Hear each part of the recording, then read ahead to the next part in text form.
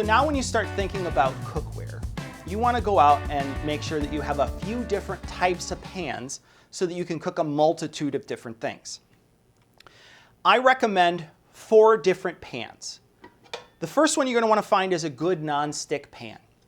This is great for eggs, it's great for fish, it's great for a lot of things that don't really need a really deep brown crust.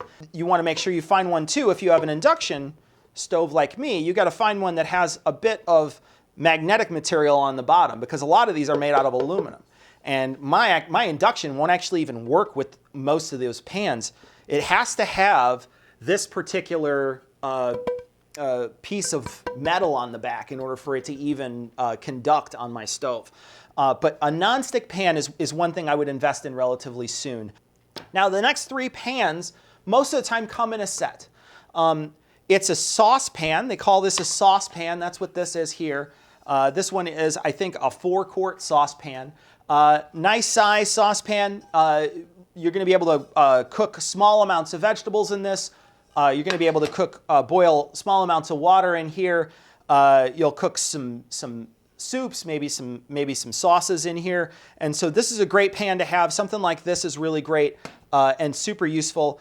This is what I would use if I was going to be cooking any kind of meat, is a saute pan. If you look on the side of this saute pan, you can see that there's like sort of a quarter circle.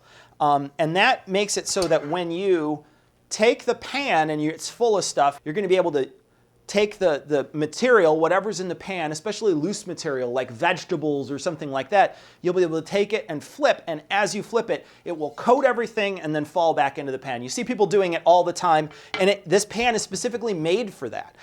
It's a nice, big, heavy, hard pan, and this is also, stainless steel is also a great way to get crust on meat. So you're going to get like a nice brown crust on your meat, and that also leaves little bits in the pan called fond, which we'll be using later when I teach you how to deglaze. So this is a super useful piece of equipment that you need. And then finally, this is actually called a brazier, or like a soup pot is what you would call it.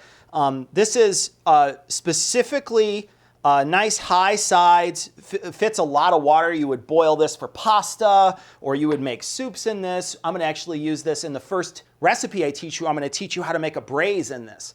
And so this is a nice, useful pan to have. This will come with a lid, and so will the saucepan. They'll come with lids on them. The saute pan may or may not, but the lid is super important. You want to make sure you have one with a nice, tight-fitting lid on it.